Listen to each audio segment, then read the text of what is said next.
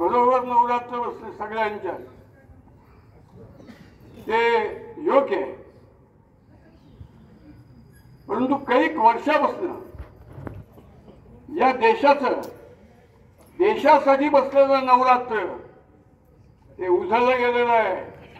हो, 100%.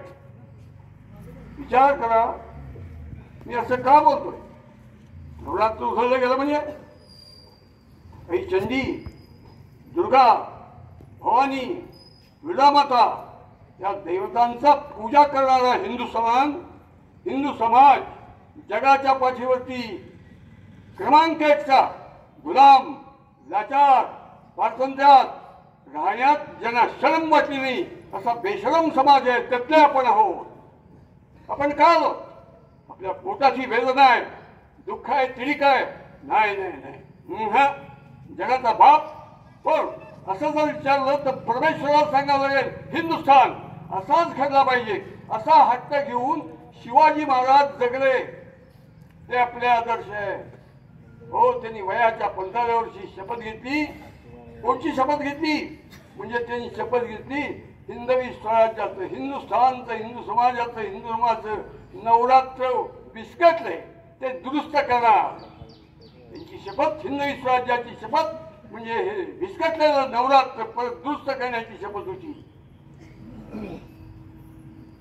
त्याचा आदर्श ठेवून आपण आईच्या दारात होतो. आपण आईला मागायचंय, आम्हाला ताकद दे, शक्ती दे, बुद्धी दे, युक्ती दे, भक्ती दे, ज्ञान दे, विज्ञान दे, प्रज्ञान दे, प्रबंधज्ञान दे, विवेक दे, वैराग्य दे, चारित्र्य दे, पावित्र्य दे, शौर्य दे, धैर्य दे, हिंमत दे, हिकमत दे, समर्पण त्यागाची भावना दे, टोकाची भावना दे. जगावे मायभूसाठी आम्हाला हे वेळ हे एक, मरावे मातृभूसाठी आम्हाला वेळ हे एक, राहावे मातृभूसाठी आम्हाला वेळ हे एक. हे वेळ घेऊन वयाच्या 15व्या वर्षी शपथ घेतली.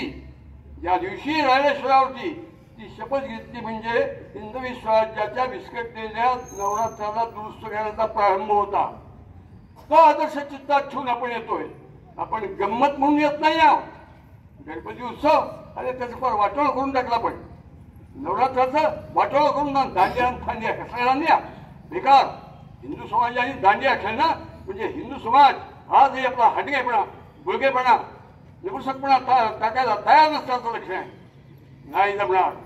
आपल्याला सगळा हिंदू समाज हिंदी स्वराज्य दिशेने हिंदुस्थान नेऊ ही शिवाजी महाराजांची शपथ अंतःकरणात चित्तात बुद्धीत धरून आपण आईच्या दाराशी आलो. आपण आईला कळकळून हात जोडून सगळे मागूया की आई, ती शिवाजी महाराजांनी घेतलेल्या शपथेच्या वेळची त्यांच्या अंतःकरणात ती ताकद आहे ती तुम्हाला दे. आम्हाला ती शपथ पूर्ण करायची.